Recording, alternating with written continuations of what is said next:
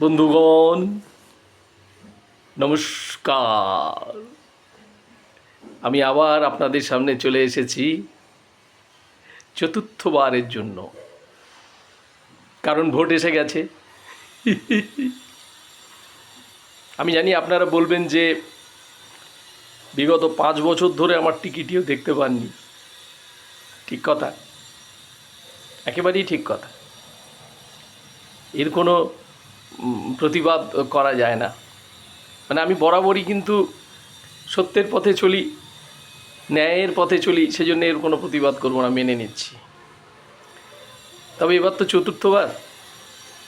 প্রথমবারে আপনারা আমাকে ভোটে জিতিয়েছিলেন, কত ভালোবেসেছিলেন। তো সেইবারে আমি করেছিলাম কি, আমার বাড়ির লোকজন, আত্মীয় স্বজন, শ্বশুর বাড়ির লোকজন, তাদের ভবিষ্যৎ গড়েছি।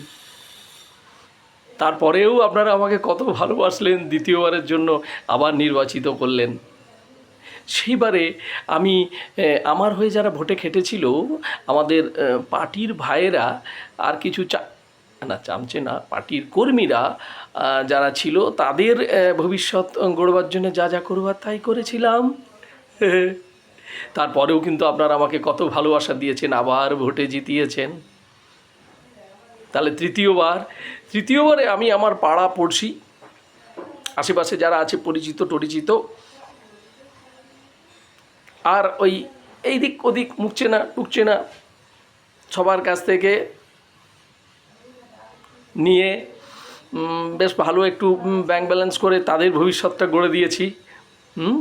এইবার চতুর্থবার।